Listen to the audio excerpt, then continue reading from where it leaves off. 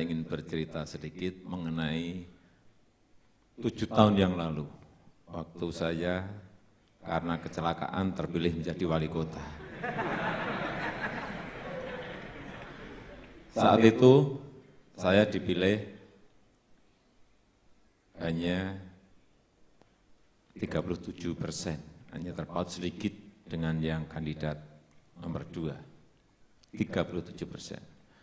Kemudian pada saat yang pilkada kedua, karena saya sudah bekerja 5 tahun, pilkada kedua, tanpa kampanye, saya tanpa keluar uang serupiah pun, saya dipilih 91%.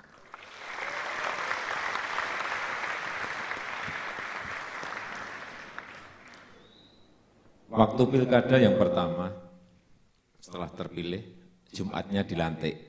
Jumat dilantik. Saya sudah 25 tahun, itu tidak pernah ikut upacara. Tidak pernah ikut upacara. Karena 23 tahun saya hidup di usaha ekspor produk-produk kayu. Sebelumnya, saya juga ikut upacara, tapi hanya sebagai peserta upacara. Hari Jumat dilantik, kemudian Sabtunya libur, Minggunya libur, Seninnya jam 7 saya masuk. Protokol menyampaikan ke saya, Pak, nanti Bapak jadi inspektur upacara. Waduh, 25 tahun nggak pernah upacara, masuk langsung disuruh jadi inspektur upacara.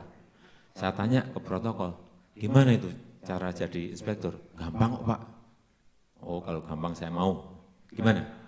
Nanti kalau komandan upacara lapor Pak, Bapak jawab, laksanakan. Gampang. Terus, kalau nanti ada Bapak hormat, Bapak hormat saja.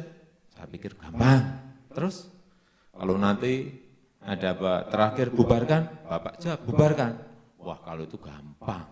Pikiran saya. 7 sempat di hadapan 4.000 peserta upacara, saya naik podium. Mulai upacara. Komandan upacara maju ke saya. Lapor. Bla bla bla bla bla bla. Saya jawab, laksanakan.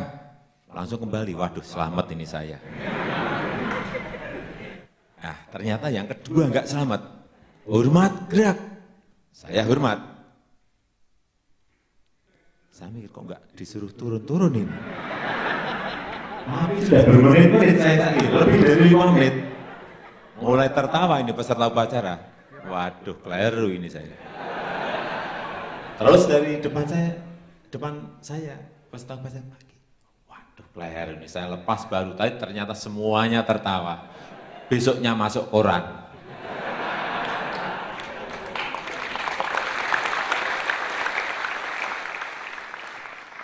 Terakhir saya sampaikan bubarkan. Kemudian yang kedua, sebelum masuk yang serius lagi, ini juga cerita betul. Saya masuk,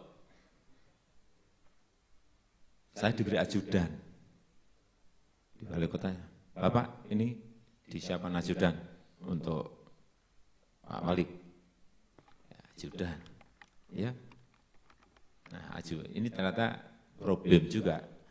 Saya dapat ajudan, saya ini kan kurus, badan saya ini beratnya hanya 54 kilo. Ajudan saya tinggi tegap dan ganteng. Ada problem.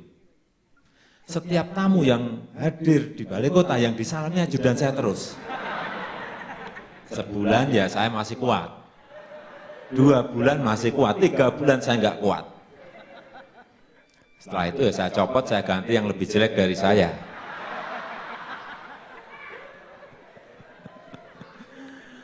Setelah saya ganti, sampai sekarang selamat saya. Kalau ada tamu yang disalami saya terus. Pak, oh berarti saya sudah punya potongan jadi wali kota. Sebelumnya, karena ajudan saya lebih tegap, lebih ganteng, saya dianggap nggak punya potongan. Mau cerita lagi yang lucu? Nanti jadi stand up komedi nanti.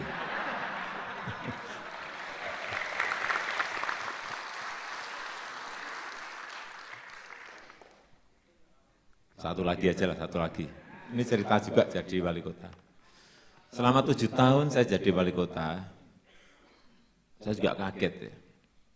Setelah 3 tahun itu, mungkin lebih dari 10 kali, ibu-ibu datang ke kantor, ada yang datang ke rumah dinas. Saya memang saya buka total yang namanya kantor dan rumah dinas untuk siapapun, terutama rakyat saya di Solo. Ada mungkin lebih dari 10 kali, ibu-ibu datang bawa anaknya. Anaknya itu sakit panas, anget. Loh kenapa dibak saya, enggak dibak ke dokter? Enggak Pak, ini sudah 2 hari ini mengingo, nyebut nama Pak Jokowi gitu terus. Waduh ini saya jadi, ya oke, saya masuk ke kamar kecil dan saya basuh. Apa ini? Tangan saya, biar dingin. Saya keluar lagi, saya doain, kemudian saya usap mukanya anak itu. Udah sembuh, udah pulang, besoknya saya suruh cek ajudan, coba dicek anaknya. Balik, gimana, udah sembuh? Udah Pak, udah sekolah. Waduh saya sakti juga ini. Tapi ada yang ini yang lebih fatal. Saat itu saya baru hadir di sebuah kampung, ada acara. Saya ditelepon dari Satpol penjaga keamanan di rumah dinas. Pak, ini Bapak harus cepat kembali ke rumah dinas. Loh, ada apa? Anu Pak, ini ada dua mobil station penuh dengan orang, satu RT datang ke rumah dinas. Loh, terus ada apa? Ini Pak, ada yang kesurupan. Kesurupan dibawa ke saya coba. Ya udahlah suruh nunggu. Jangan lama-lama Pak, ini orangnya ini gulung-gulung di depan garasi gitu. Yang kesurupan tuh gulung-gulung di depan garasi. Ya udahlah saya selesaikan acara di kampung, kemudian saya pulang ke rumah dinas. Masuk ke rumah dinas saya lihat, waduh bener gulung-gulung di depan garasi itu yang kesurupan. Saya apain ya? Sudah saya masuk kamar. Saya buka kulkas, saya cari es itu. Saya pegang esnya itu agak lama itu. Terus saya suruh ke ajudan, udah itu yang kesurupan suruh pegangin, bawa ke kursi panjang di ruang tamu. Saya pegang es itu. Es saya masukkan lagi dan saya datang ke ruang tamu, itu saya doain, dan saya usap lagi. Ini kan habis megang es itu. Mungkin setannya juga kaget, ini wali kota ini sakti betul kok dingin sekali gitu.